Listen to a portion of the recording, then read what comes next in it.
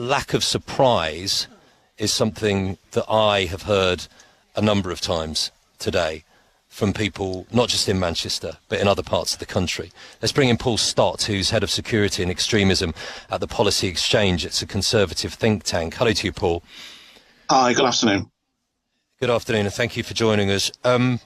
What do you make of that lack of surprise that I'm talking about? People horrified, people devastated, people perhaps shocked at the initial news, but then reflecting on the fact that they were fearful that something like this might happen. Well, I'm not surprised you've heard that from the community, and indeed the security measures that are there in place at many synagogues and many Jewish community buildings over many years reflect that. And indeed, I think you could have a whole series of people like myself on from research or academic backgrounds who would probably say something similar, that whilst this is shocking and horrifying, the one thing it is not is a surprise.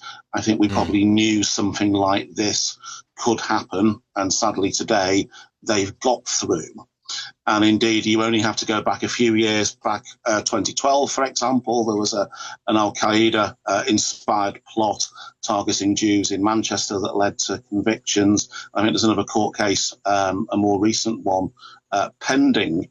So these threats are very real, and sadly they've come to a horrible fruition today. Can you give us a sense of what that extra security has looked like? Because we're talking about synagogues, we'll be talking about cultural centres, we'll be talking about Jewish schools as well, won't we, Paul? And in particular, how that has been ramped up in the past couple of years.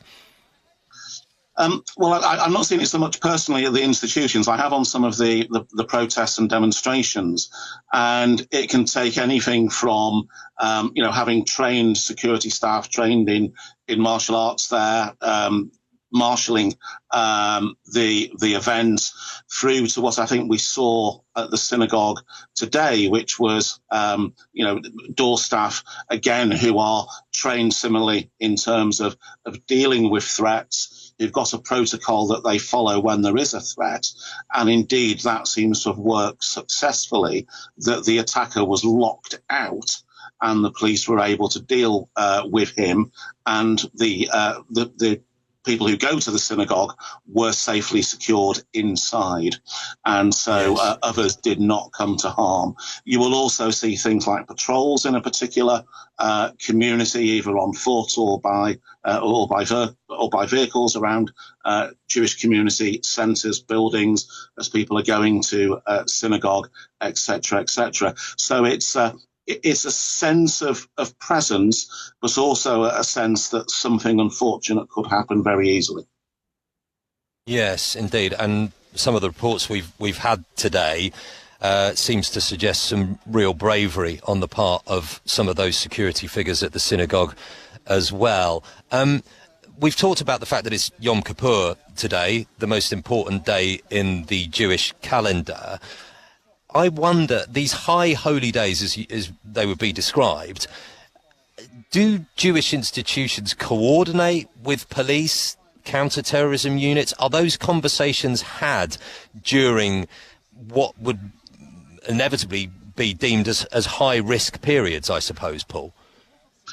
Yes, so there's a recognition of the threat, and there's engagement at the local level and indeed the national level by representative bodies within the Jewish community. There's also significant funding that's provided by the Home Office, and so those types of, look, we know how terrorists operate, that they will target large groups of people, they'll look for particular events that have resonance that will bring them the maximum amount of attention and indeed the maximum amount of people to do harm.